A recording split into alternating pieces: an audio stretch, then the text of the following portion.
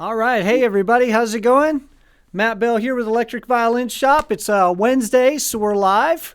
And today we got a really cool topic for you. We've got my buddy Nick Hyde up in the frozen tundra of Minneapolis. And he's advertised here as a violin wizard, and that is not hyperbole. Hyperbole. Whatever. Hyperbole is what comes after the Super Bowl. So I met Nick at the Mark Wood Rock Orchestra camp a couple years ago, and he's like this college student at the time, and he's like, man, I'm doing this thing with MIDI violin, and I think you're gonna dig it. Can I show it to you? I'm like, yeah, man. I'm hip to seeing whatever. I've sort of worked with some MIDI violins. It's a technology that it's got some promise. I don't think they're all the way there yet, but he let me adjust my mic a little bit. He shows me he's got an acoustic violin that he's running into Ableton, and this thing tracks amazing. I'm like, bro, you've got a thing here. Like, you can do volume swells, and he's been doing all this programming, and he can do some insanely cool things with this acoustic violin plugged into Ableton. I'm like, man, I haven't seen anything like this. This is way different from anything I've seen. And over the next couple of years, he just keeps getting better and better at this. And he's doing more and more things and more programming. And so I think you guys are going to be really interested to see what Nick can do. And he's going to talk about, exactly how he's probably going to tell you what all the electrons do. He's a really smart guy. All this stuff's way over my head. I just kind of smile and act like I understand it. But it's really cool. So, with no further ado, here's my buddy Nick Hyde in Minneapolis. What's going on, man? How's it going? It's a beautiful day here in Durham, North Carolina. You're telling me it's like 20 degrees in Minneapolis. Yeah, I'm like, beautiful day here in Minneapolis. It's pretty cold. It's been cold for the past couple of weeks, but that's okay. what's up, ZZ's here? Megan's here. All the cool people are here. So, yeah, y'all go ahead and jump in the comments section if you have any questions for Nick, and we'll get those read out to him. But first, maybe tell people what possessed you to try to do this thing. The first thing I wanted to do when I played MIDI violin was I wanted to play a flute. I just wanted a flute to come out of my violin, and I also wanted. Uh-oh. We're hung up.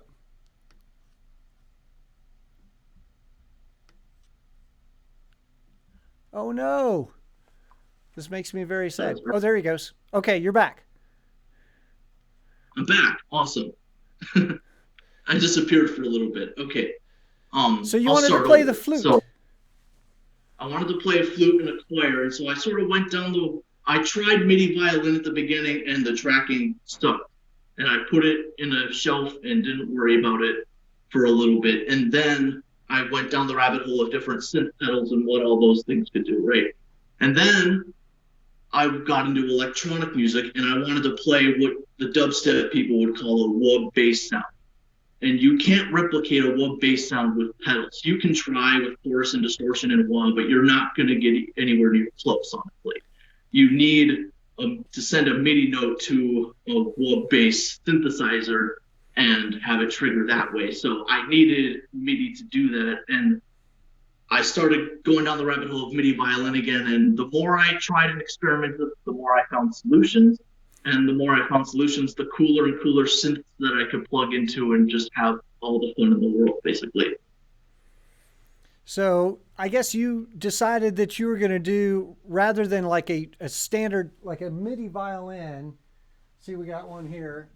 Zeta makes a MIDI violin. It's got a MIDI output on it. And this goes to a GR55 synthesizer. You're not doing that. I'm not doing that. I wanted, number one, I didn't have a MIDI violin. And two, I needed the ability to plug into any downloadable synth that I had. And so I sort of went down the rabbit hole of how do I do this digitally or all within the computer and not in pedals, if that makes sense. So then, the software you're plugging into JamOrigin, right? Yeah, JamOrigin's MIDI Guitar 2. And then out of that is going into Ableton Max for Live. Yeah, Ableton and Max for Live, a combination of those plugins help me filter out MIDI, and you're going to see that as soon as I show you the tracking video and stuff like that. And that's got all the nuts and bolts, all the information you need to get MIDI out of your violin and then send it to a synth in a way where it will actually track reliably. So you're doing all this with an acoustic violin with a pickup on it, and you're just generating a standard 1/4 inch output. Yeah, that's right.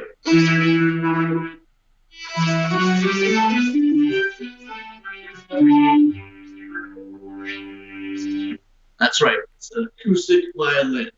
That's dope. Well, let's watch your tracking video real quick, and then we'll get around to talking about some other things. So here's a video that he sent me to talk about some tracking things. Everybody, let's see. Try now. MIDI violin is a largely unexplored area of violin playing. If you want to plug your violin into a keyboard, you're going to run into some issues. The biggest issue is audio to MIDI. A computer has to listen to your violin playing and know instantly what note you're playing.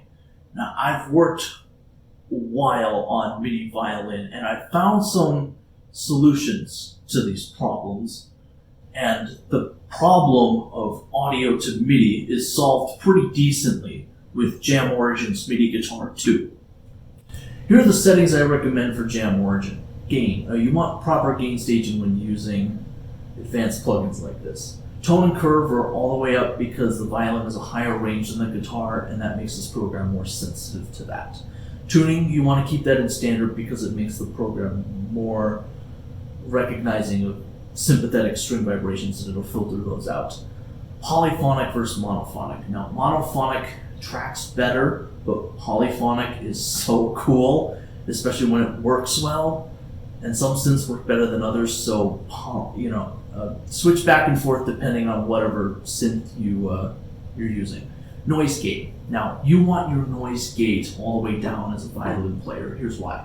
The guitar has a high attack pattern that slowly decays, and a violin player has a low attack pattern that slowly rises. And that means for MIDI violin that a noise gate will cut out that slow attack pattern of the violin, and that creates additional latency. And you don't want that, so you want your noise gate all the way down. Bends. I keep that enabled at range 2, and here's why. We'll talk more about this later, but when your bow grabs a string, it detunes that string by about a half step.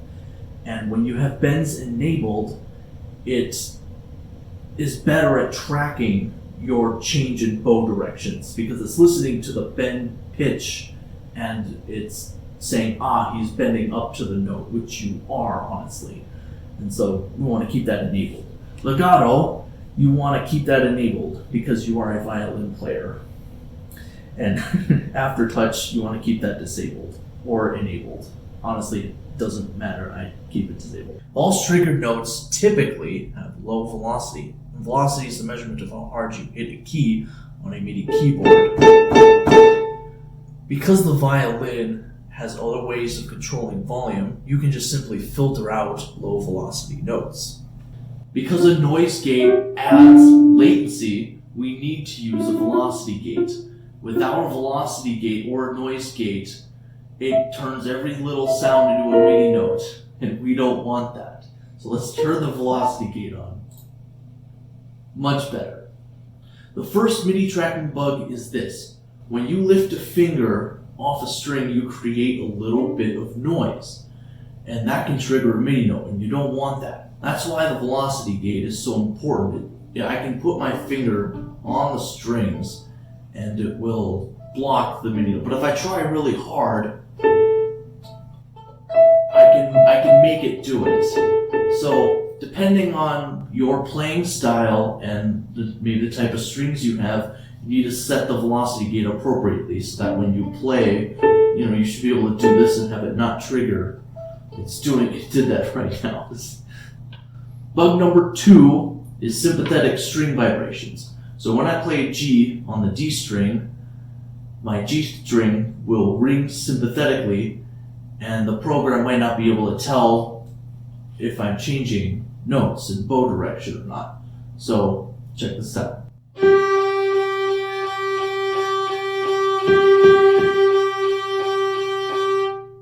It doesn't quite work very well. But if I mute the G string from ringing sympathetically with another finger, it works better.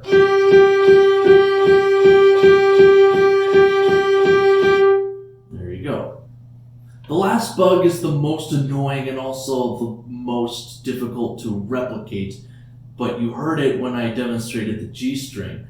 That was a chromatic note triggering a half step below. There is no easy fix for this bug. When your bow grabs the string, it detunes that string by a half step for about 10 milliseconds or so. But that 10 milliseconds or so is enough for the program to go, we're going to play that note, and we don't want it to do that. So in the sense, the tracking is too perfect. One solution is simply tuning slightly sharp and trying to mitigate it that way, but that you don't really want to do that, especially if you could hear the violin under your ear. You can detune it within the computer, and you can do that. The solution that I have found works honestly best, is detuning the string, or detuning the audio, I should say, when I'm changing bow directions. And there's two reasons I want to do this. One, I only want it to detune when I'm changing bow directions. I don't want it to detune all the time. Because reason number two is because if you detune, then you might trick the program into triggering a half step up, and you don't want that either. There are ways to hide false triggered notes through the sound of a synth. The first is a slow attack. A slow attack means the synth will start quiet and get louder, like a pad. Now, most false triggered notes are very short, around 25 milliseconds or so maximum. So a synth with a slow attack will hide false triggered notes. Some synths are fast attack in nature, though. You can't change the attack envelope of a piano. I mean, you can, but it'll sound bad, or at least not like a piano anymore. The second way to hide false triggered notes is to add noise in the beginning of a synth. And this is common in EDM synths, where a synth will have noise that fades into the pitch, kind of like this synth.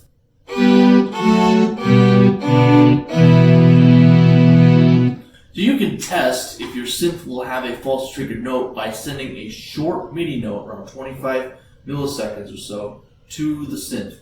And if the synth doesn't sound at full volume, you've passed what I call the Hyde test, because you have made the MIDI note Hyde. So check it out on the piano roll.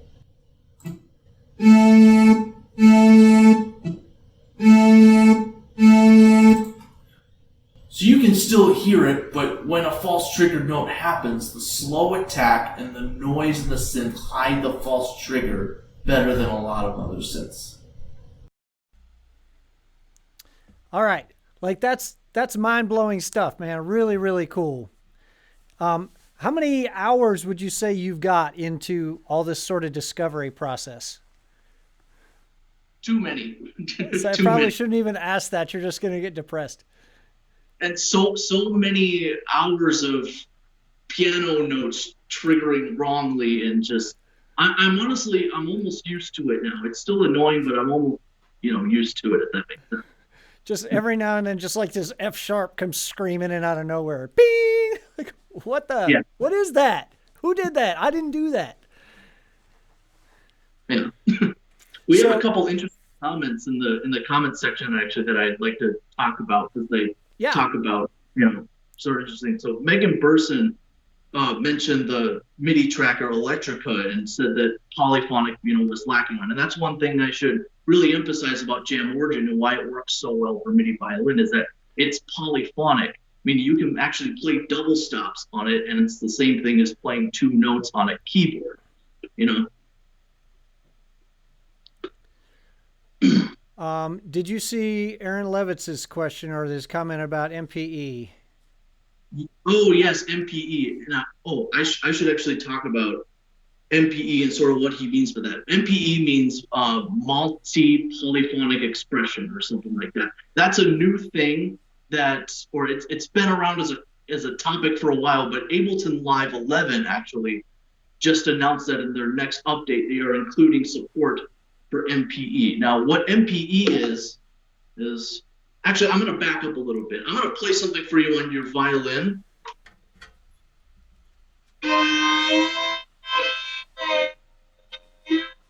So what I'm doing is I'm playing a double stop and I'm only bending one note. And that's very common. You hear that in fiddle and blues and all sorts of, contemporary styles of music that we're all used to. Here's the thing about that. A keyboard cannot do that.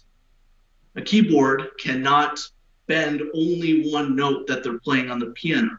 They would have to either play two different keyboards and then, use their foot or something to control a bend wheel on only one of the keyboards, or they would have to go down a rabbit hole of splitting their signal into different MIDI channels and then having the pitch bend only affect one. And this is where, we have an advantage as violin players, is that we have multi-polyphonic expression on each individual note that we play.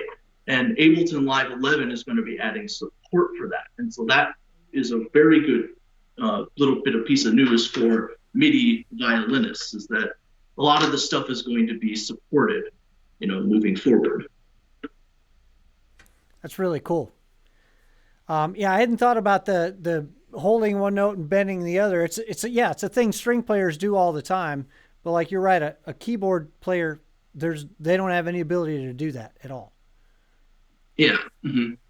The other thing, because the next video is going to be about volume and vibrato, so this is probably a good way to segue into that. Is just to say that violin players have so much expressive capability over the notes that we play. We have the ability to change the pitch bend. We call pitch bend vibrato as violin players, and we can change volume with a combination of pressure and speed with our bow, and we can change the tone, color, and timbre quality with our bow as well. And so we have access to all of these different ways to express things musically with our violin. And a keyboard, that sort of world exists where I can play a bunch of notes all at once, but if I want to add expression, I need a foot pedal, or I need to sacrifice a hand to go to a wheel over here. And I'm sort of losing out I'm sort of, losing hands and feet as I go. So this is an advantage we have as violin players. Well, it's one of the things that the GR55 comes up a little short on, is that because it's designed for guitars and they don't have any control over the envelope of the note, really. I mean, they can control the attack. And the GR55 is designed to sense that transient at the beginning of a note, and then it pretty much does what it's going to do. So the violin, because we can swell through a note, and a guitar can't really do that, the GR55 isn't designed to handle that. So if you want to swell a note, you pretty much have to trigger it and then use your foot on the volume knob to do that, or your foot on the volume pedal of the GR55 to do that. You don't have that shortcoming on yours, right? Because you've programmed in the ability of your in Max for Live. You programmed in volume as a thing, right? Yeah, that's right. I'm going to play just a little bit of wub bass, as I was talking about before, with volume control. I don't know how well this is working. I haven't tested this yet today, but we'll see how it goes.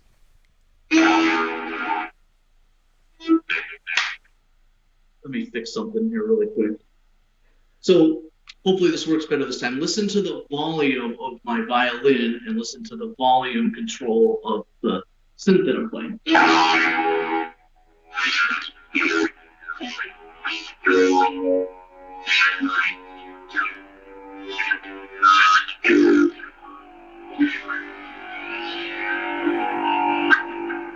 That's a nasty synth, but I love it so much.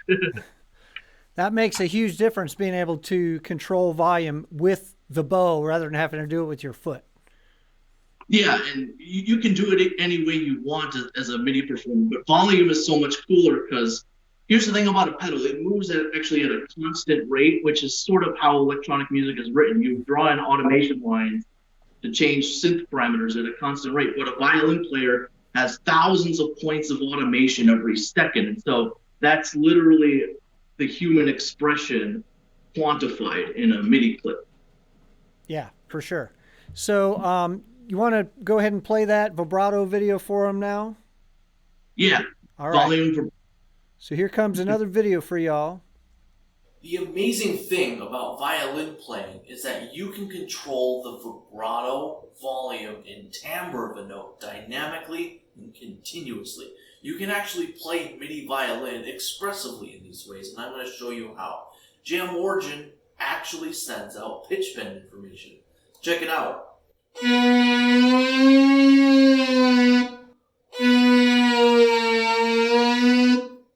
You can actually take this idea even farther. You don't have to control the pitch of a synth with your pitch bend. You can control any aspect of the synth that you want. I have a tool called the Graph Mapper, and it takes my vibrato and ties it to a knob on a synthesizer. So check out what happens when I have vibrato now.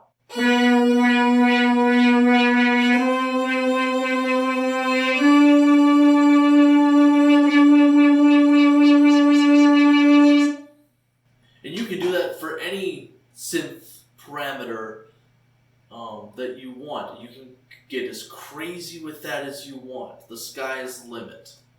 Okay, so what about volume? So I use a program called the envelope follower. And what that does is it watches my violin's volume and responds to it dynamically.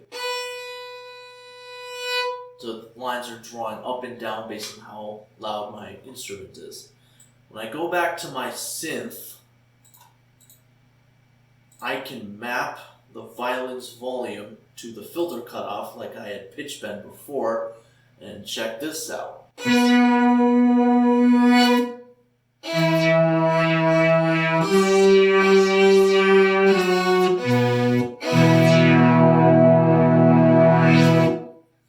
Are you ready for me to blow your mind? Okay, you can take these same concepts and apply them to electric violin. So here I have an envelope follower that's controlling the decay time of a reverb plugin. So check out what this does. You have a volume controlled reverb.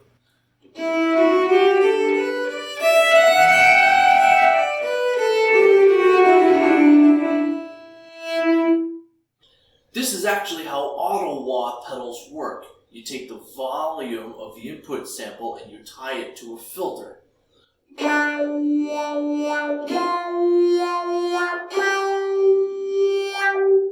The sky is the limit with this sort of technology and applying it in these sorts of different various ways. You can have things like volume-controlled distortion, vibrato-controlled chorus, volume-controlled flanger. I mean, you can tie this to multiple different effects and do multiple different things all at the same time. So the sky is the limit with this technology, guys.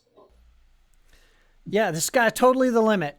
So let's talk about the parameters that you can control. So we've got pitch, right? Volume.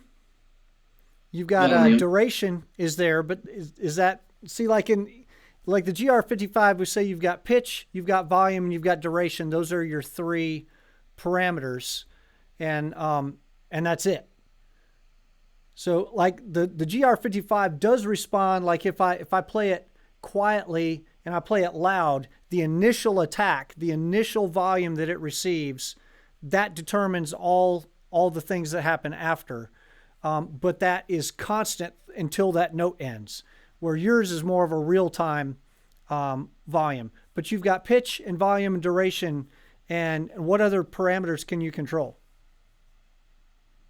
Are you talking parameters of a synth? Yeah, well, I mean, what are your input? You've basically got a three button input device, I guess, to think about. I can control pitch, I can control volume, I can control duration. So I didn't talk about timbre control in the video, but off the same concept as using the envelope follower to add volume control. You can also analyze your violin's volume in one specific EQ range. So maybe 1000 hertz to 2000 hertz.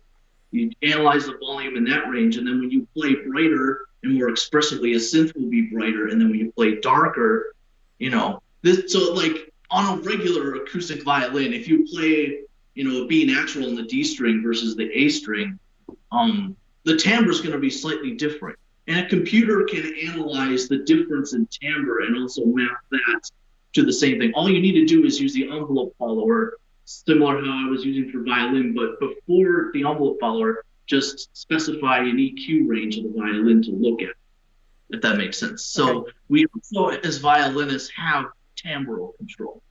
And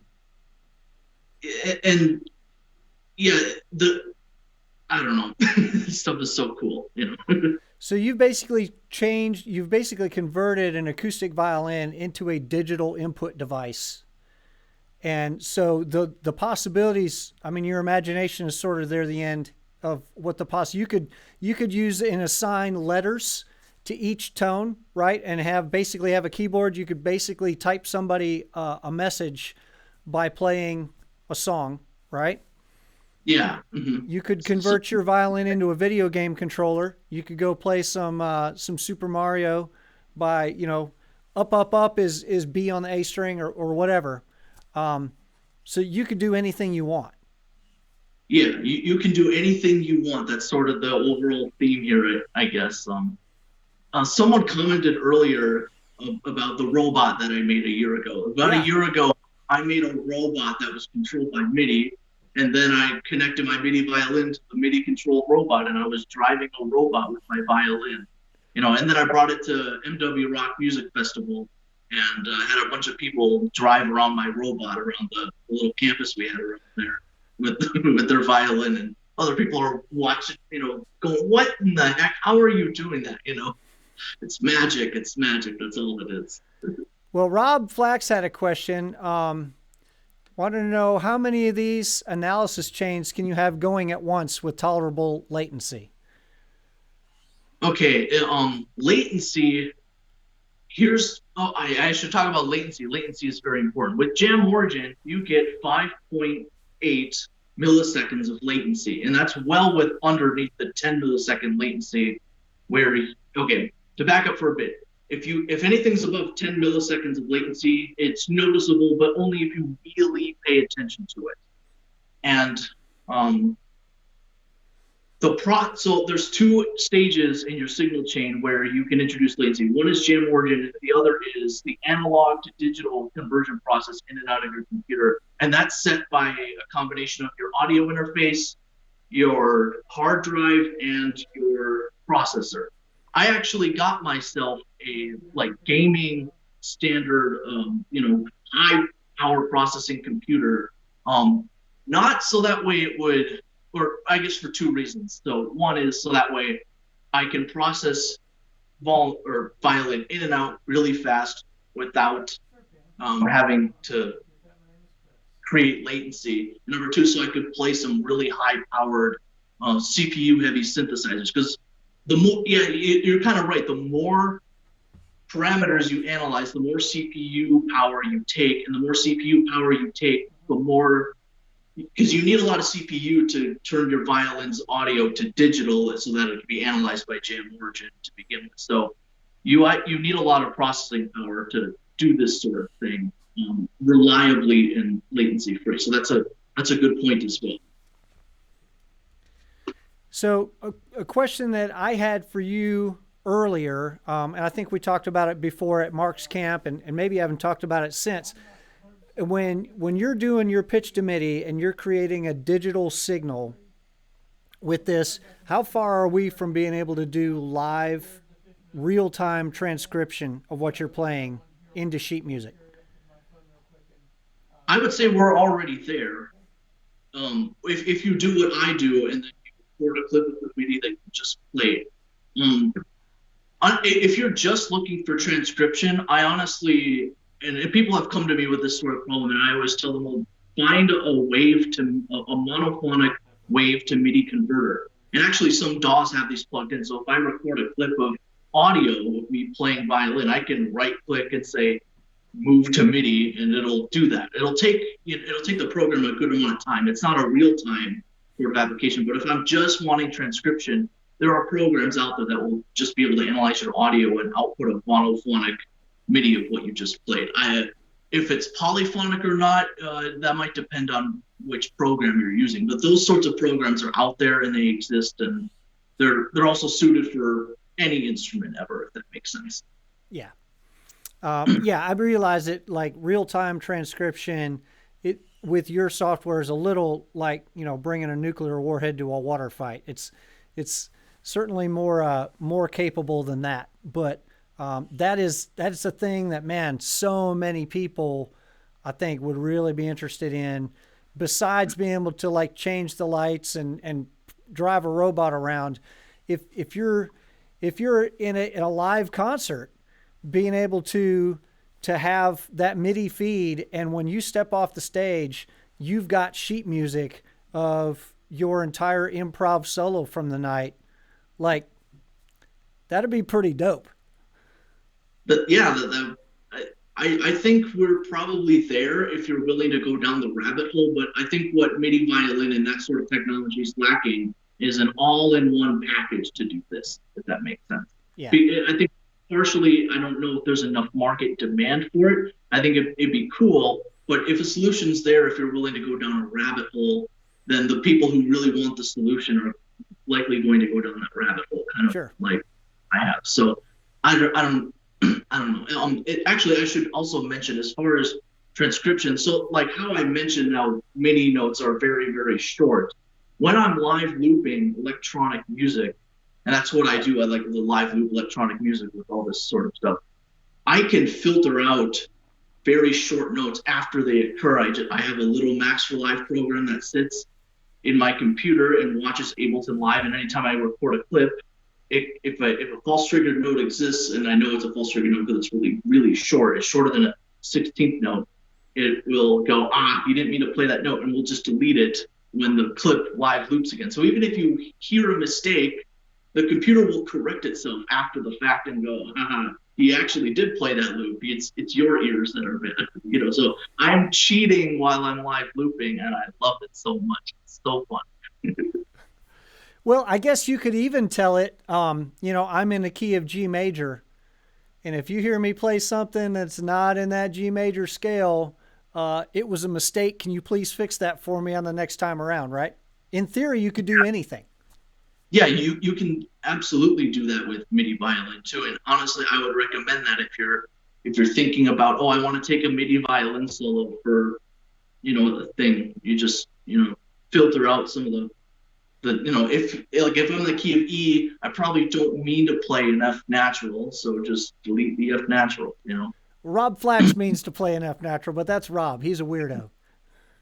Yeah, it might not work if you're playing jazz. Actually, you could get really crazy with it. If you had a backing track all laid out, you could automate within a program, you know, this chord, I mean to play these notes, and then the chord change 2 bars later, I mean to play these notes. So you could actually automate in a MIDI filter. I've actually thought about that. You could do that if you really wanted to and thought about it. But so I guess in theory, you could have multiple inputs. You could have your bass player, it could be receiving his input, and when he lands on a note at the 1 at the beginning of a measure, then the computer would recognize that note as an E flat, and knowing, okay, that means that this is an E flat chord, and I probably shouldn't let any E naturals sneak through, right?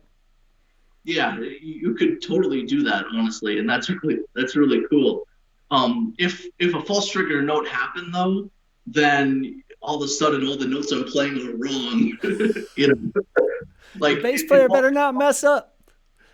Like it false tracks an E flat as an E, and then it thinks my violin is an E. So then when I play an E flat, it bends it up to an E, and then all my stuff is wrong. What could possibly go wrong? Yeah, sometimes we outsmart ourselves, right? But yeah, again, theme here, the sky is the limit with this sort of technology. Once you get a computer analyzing, you know, what you're doing.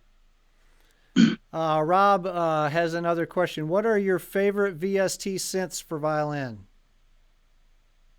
Wave table synths and Ableton's operator synth are really, really good synths. There are a bit of each of those two synths, wavetables and operators, are a bit of a rabbit hole to go down. But the way that I'm using MIDI violin and I'm tying it to parameters, I'm almost a complete analog synthesizer at that point, meaning that, like, okay, operator and wavetable synths have a lot of different variables that you can control and add human expression to. So going and playing those synths is really a fun thing to do for MIDI violin. And sort of how I was talking about, through sound design, you can hide false triggered notes. That's another reason why I want to go the software version of synths rather than like a GR55 sort of box, is because if a false triggered note happens, I can't go in and edit maybe things like the attack envelope, or I can't introduce a noise filter that fades into the note. So yeah, those are my sort of favorite synths, are the more complicated ones, if that makes sense. Yeah. So Alexi asks a question, and I don't know if you ever had a chance to experiment with one, but a violin with MIDI output, would that be more reliable in tracking MIDI than a regular pickup? And essentially what's happening in a MIDI violin pickup is it's a polyphonic pickup. Each string has its own sensor. So you could essentially have, I live in 5-string world, so you would actually have 5 analog inputs to your computer, and you'd have a C string, a G string, a D string, A string, E string input, and then each one of those could be treated as a separate input. I assume you haven't had a chance to mess with that, right? I have not had a chance to mess with it, but again, to go back to the tracking video, I guess the most common bug that you get is the chromatic note underneath the pitch that you intended. So splitting your strings wouldn't help that bug very much to begin with, and actually it wouldn't help the sympathetic string vibrations bug either, unless you were to maybe introduce a noise gate sure or could. a volume threshold for that. Yeah, that's right. So you'd put a gate on each of the other strings, and as soon as one string broke the gate, it would mute the other 4, assuming you wanted to, you could set your thresholds a little different. So say I'm playing my D string, it knows, okay, the D string is so much louder than the other strings. Let's just gate those other ones out. And then if I do go to a double stop, it's going to see both of them break the gate, and then we can just mute out the other 3. So yeah, I think there's totally a chance that if you had if you had a 5 input system for a 5-string violin, I think that could change a lot. You're probably right on that, honestly. And this is why I sort of say this is a largely unexplored area of violin playing, where there's still a lot of experimenting and exploring to be done. I'm just one guy, and I've made a lot of progress doing what I'm doing, but there's nothing stopping any other person from going on and doing what they're doing. I think one last thought on splitting, 5 different strings, is that you would need 5 times the processing power if you wanted to do synths, if that makes, or software synths, and do that sort of thing, if that makes sense. So, but that might still work, I don't know. Well, Megan does make a good point. If you've got just your 1/4-inch output instead of all these other crazy outputs, you can be wireless. One of the big issues with MIDI, when we talk to people that are playing Cantinis or Zetas or something, to have an 8-pin or a 13-pin MIDI output, like, there's not any reliable wireless systems for these. You're stuck with a cable. And in your situation, you can totally be wireless because it's just a standard, it's just a signal. Yeah, that's absolutely right. I think you probably could be wireless if you were willing to split your 7 or 13-pin MIDI into 6 different signals for each of your strings, and then wireless them all. Yeah. That's probably the only way you could do that. You're going to cook your brain if you try doing that. The RF's going to be insane. Oh, yeah. So Raz was asking, have you tried any of the synths by FX Engines or anything by Output? No, I have not. I think she bugged me about this a little while ago, actually. I will make sure to add it to my list, Raz. And then Rob had another question too about $1 million question. Can you use JamOrigin to send analog to Polysynths? What's a polysynth? He's got a Novation Summit that he was talking about using. I would have to look at what Novation Summit is. If you mean polysynth in the sense that a synth that plays multiple notes, probably yes. If you mean polysynth in the sense that each parameter is controlled independently and expressively, unfortunately, JamOrigin does not send out MPE, sort of as someone was saying earlier. They don't send out MPE data, but a MIDI violin tracker, if one were to ever be built, probably would. And so, I don't know. I don't know the answer to the question off the top of my head. Sorry. Well, that's one demerit for you, mister. You've got a video here talking about drums. Do you want to preview that video any, or do you want to just throw it out there and let it speak for itself? Let the magic continue. There are a few different ways that a MIDI violinist can play drums. One way you can play drums with a violin is assign every single different note to a different drum sample. But when a false triggered note happens, it's really obvious and it can be really bad, so I don't recommend doing that. Another way you can go about doing it is having a volume spike trigger a single drum sample. So right now I have it set up to play a kick drum. And I can chop my bow and have it trigger the sample too. And I can change sounds with my foot pedal if clips were deleted.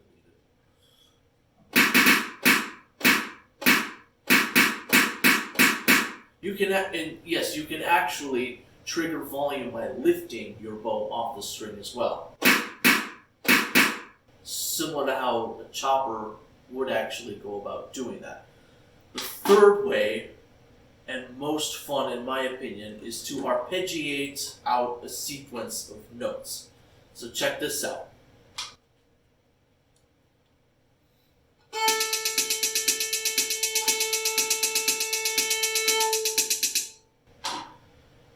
You can get even crazier than that and arpeggiate multiple different drum sequences at a time. So check this out.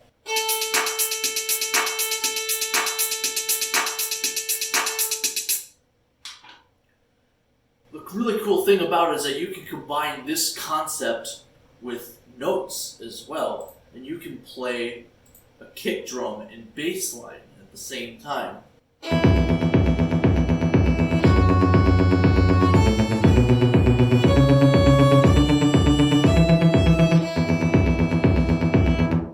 You can also tie in the volume of your violin to give expression to a drum sequence.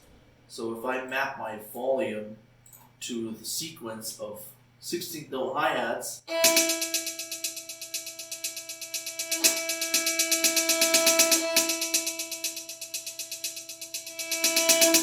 so you can do anything you want. That chuckle at the end always gets me. You can do anything you want. Mad scientist laugh. That's right. In fact, you did a Halloween show or something dressed as a mad scientist, right?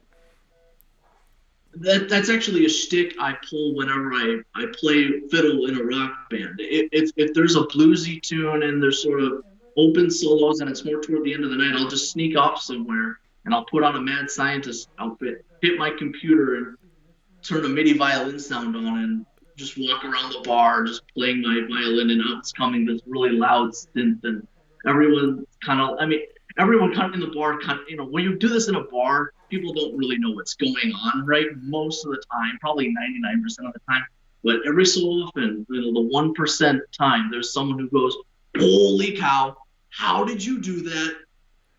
that doesn't make any sense. You can't do that. But I saw your notes. You were actually controlling the synth. You weren't, faking it or anything like that. It gets a really good reaction from the right sort of crowd, and that's magical. Man, when you do your solo show, you've got to have like a bunch of people in the back with like beakers and Bunsen burners and flasks, and have them back there in their lab coats working while you're playing. Got to complete the mad scientist vibe. Like Lindsey Sterling's got dancers. You got to have like backup scientists. Oh yeah. That's awesome. That's the whole show right there. We're going to be back here making some sort of substrate or something while Nick's playing. And at the end, everybody has to drink it. There. So, like, to go on the mad scientist sort of point, what I'm doing in software world is the hardware equivalent of tying. So, like, imagine a piece of hardware that looks at my violin's volume and controls a little motor. And then imagine I build a little mechanical arm and tie that motor to a pedal and turn the dial on the pedal. We would call that mad scientist, right? That's what I'm doing in the software world. I'm tying anything to anything, and magical stuff can happen in musical. Weird stuff can happen too. I guess that's sort of where the magic is. Raz is here. I got to give a shout out to Raz because I'm an Ableton Live user. She's an Ableton Live user. Her and Valerie Bagoda are honestly what got me started down the Ableton Live rabbit hole, because what they do is having a live looping system within their computer. So they have a backing track that plays, or the backing track follows their playing, and then they have automated points in their computer when they're live looping. And so they're live looping violin and vocals at the same time, but they're not hitting the loop button. The computer's hitting the loop button for them, and the computer's also hitting a distortion pedal for them and then turning it off and doing all these sorts of crazy things with them. I decided to sort of follow what they were doing, but then go in a different direction, go a few steps farther, I guess. But yeah, some incredible stuff that Raz is doing. And actually the next video that we have is about lights, and Raz has been doing some cool things with lights too that are really amazing. So Raz has a Spectra violin that's got lights on it, and it's actually got a Bluetooth receiver, and she has programmed her Ableton Live to send Bluetooth signals through the air to her violin to change the lights on the instrument. So she's been programming that. I do want to go back to a question that Rob had. We got to catch Noah first. He says, Noah says that when you hit your full tour, he's auditioning for Chemist number 2. Noah, you're hired. Because Noah's going to send it too, man. Rob was asking about foot pedals. Are you using any foot pedals for triggering different things? Yes, actually. Through innovations in Ableton Live and what I've been doing specifically in Max for Live, every single different MIDI channel that I have is sort of a new pedal board, if that makes sense, if you want to think about it. So I have a 10-button MIDI controller, and the buttons can all change. They're assigned what they're supposed to do based on what track is currently selected. So button number 6 in my piano, synth can trigger an arpeggiator, and button number 6 in my EDM synth can trigger a filter cutoff to move. So I'm changing button functionality based on what synth that I have selected, and that's not a thing you can normally do with an Ableton Live. That's something that I've developed, so that way I can have one controller and one pedal board and do basically anything I want with any synth that I want. And then the pedal board can also select different tracks, and it can also live loop and stop and delete clips, if that makes sense. Yeah, absolutely. So one other thing that I do actually is I assign one button number 5 on my pedal board, changes my MIDI tracking from monophonic to polyphonic. So if I have a synth that's selected and I know that monophonic tracking works best for it, I can hit monophonic, if that makes sense. And now my MIDI is monophonic, and then I get another button and then it's polyphonic. Awesome. Megan actually had a cool point here. Said had the issue that in the electro pop group she was in, when she was doing MIDI stuff, it's hard for the audience to understand that the violinist is the one doing that. And I even have this issue on stage, and I'm not using any MIDI stuff. I'm using a lot of stuff that doesn't sound like a violin. And people are out there like, hey, I can't hear the violin. I'm like, I'm wearing in-ears, and I can hear it coming out of the mains even with my in-ears in. Like, you can hear the violin. You just don't realize that what you're hearing is a violin. Yeah. Now, you're the only one on stage in your group, right? So everybody knows. But it's hard to convince them that, like, I'm really doing this. It's not like a backing track or something, right? Yeah, and that's why. I mean, the first time I tried it, there was no costume, and I was at the front of the stage, but then someone came up and said, you were rocking there, but all I heard was the keyboard player, and I was like, God, so I was like, well, okay, and to give a shout out to Noah here, I guess I honestly asked myself, well, what would Noah do in this situation? Well, like Noah would dress up in a costume. So I got to dress up in a costume. And I'm kind of a mad scientist, so I'm going to dress up as a mad scientist with a bunch of green lights all over me. And people will get the idea that something weird is happening, and I like it, and it's the fiddle player, Well, that's one of the questions really for any of us that are making a violin sound like not a violin. It's, nobody ever asks a question about a keyboard. They see you playing a keyboard, whatever sound comes out, well, we know, okay, it must be the keyboard. Yeah. But training, you have to teach your audience that, like, just because what you see looks like Mozart standing up here, you don't trust your eyes and your ears to be able to communicate with each other that this is what's happening. So part of it, I guess, is educating your audience. And if you've got a ticketed event, where people are sitting there and watching you, you can tell them that, like, I'm generating all these sounds with the violin. If you're in a bar and you're getting about 2.5% of people's attention, it's a little harder. But I think the costume makes a great point. Like, if you see this like mad scientist looking guy up here, your brain is going to start connecting those dots, I think, a little quicker, right? And one disadvantage with an acoustic violin is that it looks like a fiddle, and people don't. When you have an electric violin, you could probably play a synth and solo on it, and people go, that's an electric violin. That's, I've seen electric violins before, but maybe those are what those sound like, When an acoustic violin, people know what that sounds like, and so there's a bit of a disconnect. It can be a little weird to them, or they don't really know what's going on, and they barely have your attention anyway. Maybe you need like lasers shooting out of there or something. Oh yeah, you need all the lasers, all the lights, all the gimmicks you can pull. I mean, I'm an electric guy, right? I love playing the Flying V because it doesn't look anything like a violin.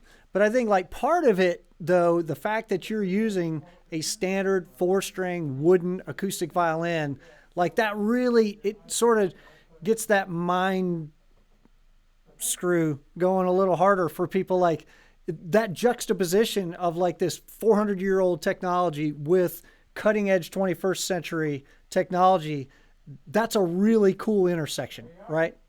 Yeah. I once played a rave, or like a sort of big dance party sort of thing, and one guy came up to me after my show. I was still in my mad scientist outfit, and he sort of, I could tell he was stoned or high on something, right? And he, stumbling, tells me, dude, I'm so, jacked up right now that I swear I saw you playing your violin and weird stuff was happening. And I'm just like, oh gosh, I fooled him. Yeah, buddy, you're pretty messed up. You thought he was tripping, but he wasn't. You're like, amazingly, everybody else is tripping exactly the same amount as you. Without further ado, since we're talking about dance parties, I guess let's go with how my violin can control light and laser. Yeah, well, I just wanted to throw in Noah's comment here that he appreciates that you specified the rave was a big dancing party. He wouldn't want to go to one of those other kinds of raves. But on that note, thanks, Noah. Using a computer program called DMXs, I can control a light show. And by hooking up my MIDI violin to DMXs, I can control my light show with my violin. One way to do this is to make each specific note a specific color. So A is red, B is green, and C is blue.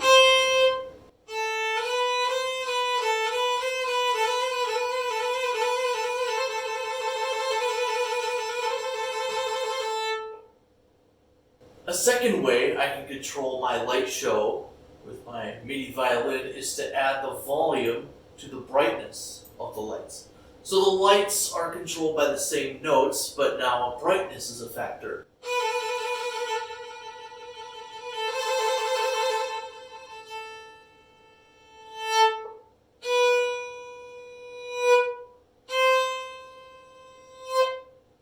I can also control the movement of my lasers with my vibrato.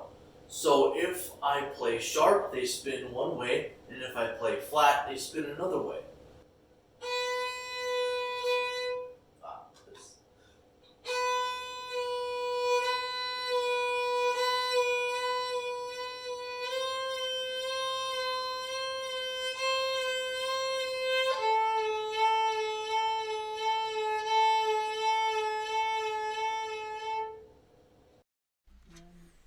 Now I think I'm tripping. That was awesome. Yeah, I didn't even thought about like pitch deviation from what is an accepted pitch. You know, you could tell it, hey, it's A is 440, so like 441 is something else, right? Yeah. And I guess if you really wanted, you could sidechain pitch correction on there. So if you play a little sharp, it tells the computer to do something, but it fixes your sharp pitch before it goes out to the world, so nobody even knows. Yeah. Oh, I should actually talk about auto tune and MIDI violin tracking. Because your bow grabs a string and detunes it slightly about a half step, an auto tune plug. I tried making or implementing auto tune to make the tracking better, and it doesn't work because it takes that low note that curves up, you know, like a B natural, it'll string or B flat, because the tail of the note has a slight, 10 milliseconds or so B flat in it. It'll take that B flat and it'll curve it down, and that makes the tracking algorithm more confident that it's actually hearing it B flat. So auto tune was one of those sorts of failed experiments with improving tracking. So there's a lot of different things that have tried to get this perfect, and honestly what works best is a noise gate all the way down, and a velocity gate, and then volume control, and then sound design sort of fixes, if that makes sense. A big shout out to Raz again, because what she's been doing is connecting DMX, which is how you control lights, to a violin. And so if you were to combine what I'm doing with what Raz is doing, we could have violins that are all triggered by different various digital aspects of our violin playing. So that might be what the future holds, Well, Raz is in Monterey and you're in Minneapolis, so just, they're right next to each other in a dictionary, M and M, and you guys are close. So that's how that works, right? It is, yeah, that's how that works.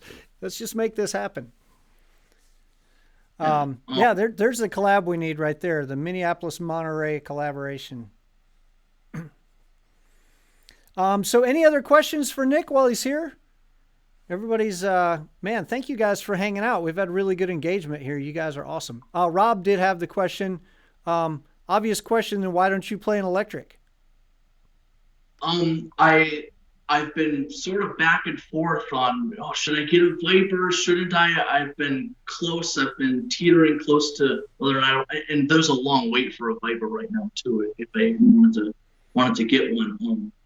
On the down low, I am trying to improve MIDI violin in other ways, and that includes hardware updates and sensors being added onto the neck of a violin to determine where your finger is located and where your bow is located, and how fast your bow is moving, and all these sorts of different things. So I am the mad scientist still in my lab experimenting, but I'm sort of updating the violin in different ways than an electric. If that makes sense. That is, I had no expectation that you were just going to stop once you'd sort of figured out like triggering and all that kind of stuff. No, Yeah, I mean, I encourage anyone who's interested in this to go down this rabbit hole because it's so fun to play your violin and have a synth come out of the speaker and then you controlling the synth and then you adjusting the parameters and controlling it again. I don't know. I love that process. I love doing it.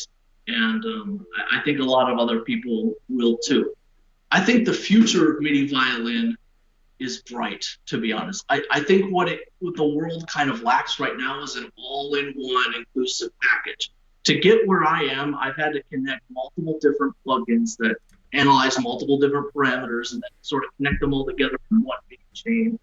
And you need Ableton Live Suite to do this because you need Max for Live. And so that means you can't just use any DAW to do specifically what I'm doing. You can use JamOrigin in any DAW, but you can't do the whole volume control, pitch bend control sort of thing without Max for Live within Ableton Live, unless there's some other magical DAW out there.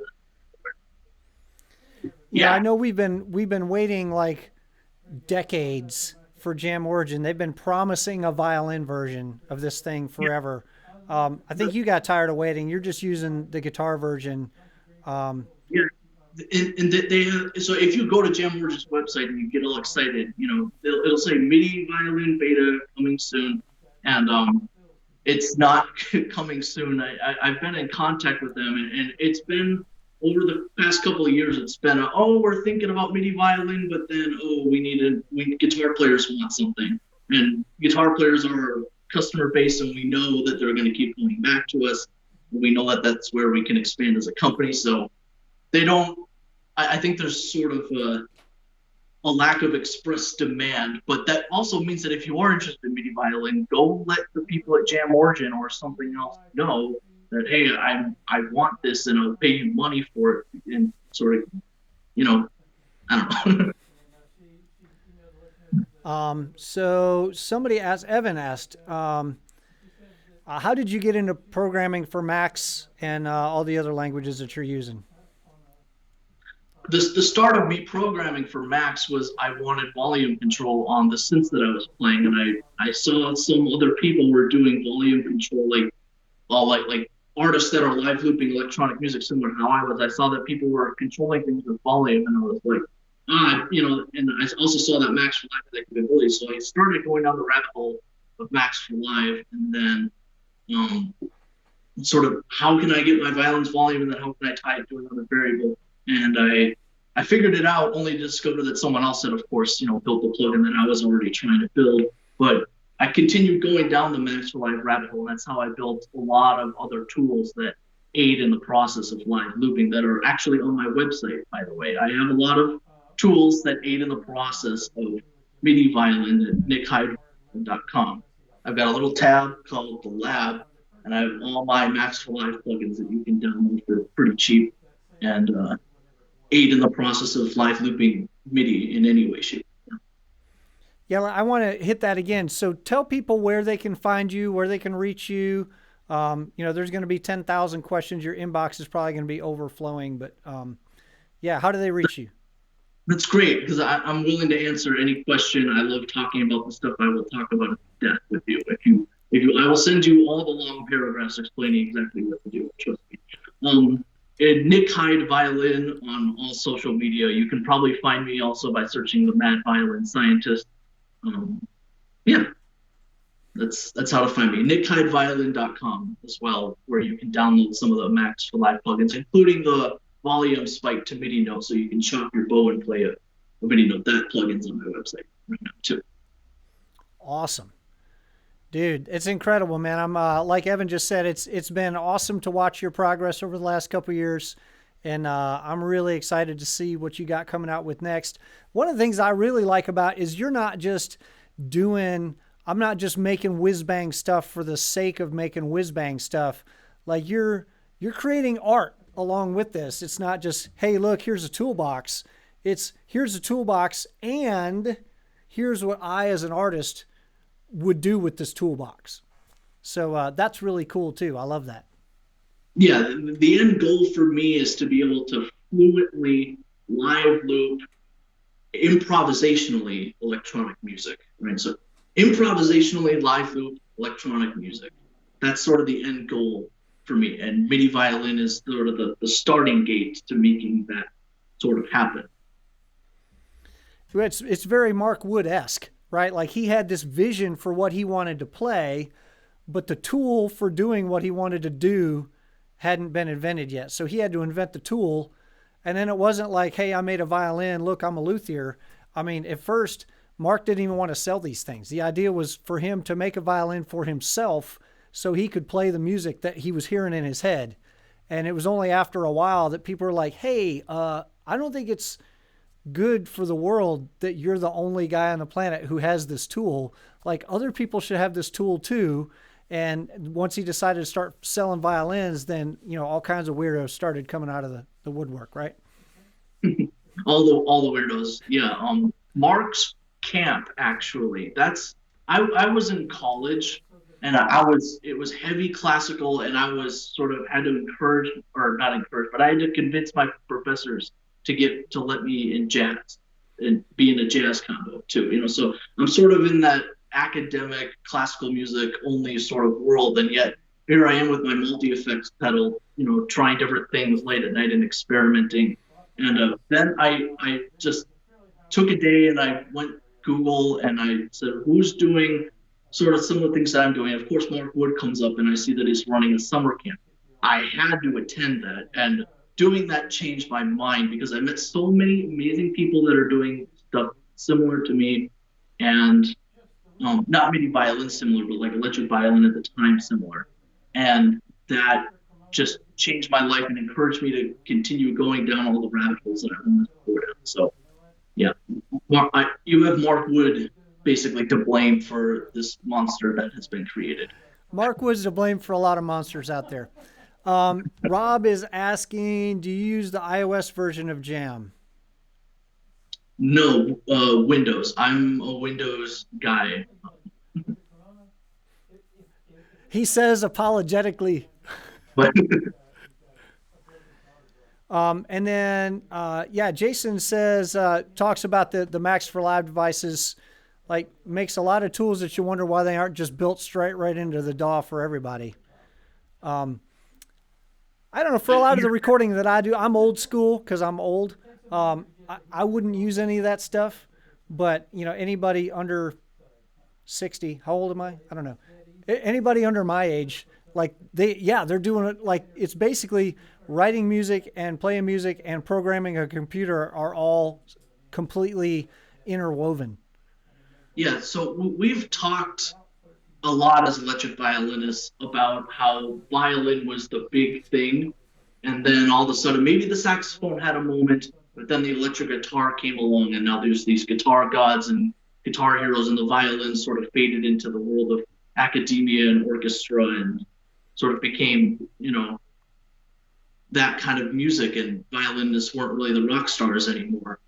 I think at some point, actually, though, the computer also came along, and the computer is now sort of a musical instrument, especially in the way that it's used in production and putting on a live show and doing all those sorts of things. Like, I can't do what I'm doing in pedal world and analog world. It's so much easier when it's all software and code, and I can go in and edit what I want to edit.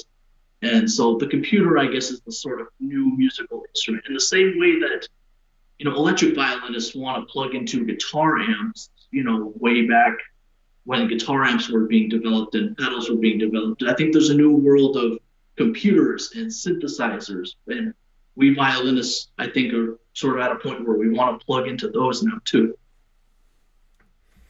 That's right. We can take all this stuff away from guitar players. Guitars are silly instruments. No one really needs them. Yeah, Alexi thinks that that JamOrigin needs to just hire you to finish the MIDI violin. I've actually told them the same thing. And by the way, if you guys have not seen Alexi's new video, you find him in the comments. You can click on his name. He's got a killer new video out that he did a great job. And I'm blanking right now because I got MIDI on the brain. I cannot remember what the software is that you just analyzed, Alexi, but throw up a link. Dump in the comments section here, Alexi, dump in a link to your video because it's amazing. It's really, really good. Yeah. So if there are any more questions, y'all hit them up. He's been on the air for over an hour, and we're not paying this guy a whole lot, so at all. So yeah, get what you pay for, buddy. Yeah. Any other questions? If you don't get them on in the live segment here, obviously this thing's going to live on Facebook, and I'm going to upload this video to YouTube, so it'll be on the Electric Violin Shop YouTube page as well. Nick is a smart guy. He knows how to find and read and respond to comments. And also, you've got his contact information. You just put your address on here. Everybody can come over. Make sure you keep some beer in the fridge. And yeah. All right. Awesome. Yeah, paid in ones and zeros. That's right. Mostly zeros. Well, thank you guys for hanging out, man. It's been a great crowd. Next week, I've not decided for sure what I'm doing next week. But I will say this guy just showed up at our shop. This is an Elvari violin. If you can see on the back, Elvari. This Elvari violin just came in from Sweden. And it is like super light. Look how light it is. I can just lift it right up over my head. The thing that's the first thing I noticed when I pull this out of the box. I pull it out of the box and holy crap, this thing is really, really, really light. And it sounds fantastic. It looks really cool. It's a natural finish that they say is actually going to darken a little bit over time. But we'll do a review of this violin either next week or the week after. And then I sort of had the idea too. One of the questions we get from people are what are the lightest violins that you have? So, what's the lightest violin that you guys have? And I'm like, lightest violin? The heaviest one we have is less than 2 pounds. What are you talking about? But apparently, there's people with injuries and all that the weight of the violin is a thing. So I may do a video on the lightest violins that we have. And it's probably going to be this one and maybe one of the 3D various violins, like the Yamaha SV250, that sort of thing. So that may be a video that's coming soon, or some very lightweight violins. And some of you math geeks, maybe I should ask you guys, we'll actually weigh the violins, with a scale, so you can detect how much mass, gravity, the whole thing.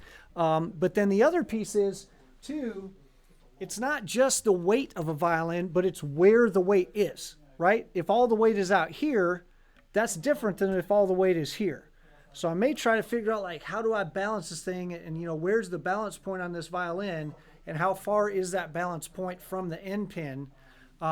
So we may talk about that too, not just what the weight is, but how far down the neck the weight of the violin is. What's the heaviest violin? Good question. Well, the heaviest violin is probably a Viper. But it's a really strange thing. People ask, what's a Viper weigh? You go, well, I mean, it's not an apples to apples comparison, because you don't hold the Viper. The Viper holds you. In Soviet Russia, the Viper hold you. That was a terrible Russian accent. I'm sorry. I'll practice. But yeah, that's a good question. Oh, yeah. What did you review, Alexi? You were reviewing Guitar Rig 6. Yeah. You're slightly broken English. Your English is better than most Americans' English. Yeah. So, yeah, that's the live stream for this week. So if you guys have got more questions for Nick, you know where to find him. And it's cold up there. It's probably better just shoot him an email. So, yeah, we will see you guys next week. Maybe talking about violins, how light some of these violins, or maybe whether you guys should start doing some push-ups or something, so you don't have to worry about what your violin weighs. But all right, Nick, thank you, man. Thank you so much for doing this. You did a fantastic job. There might be a future in this music thing for you. All right, everybody, we'll see you next week.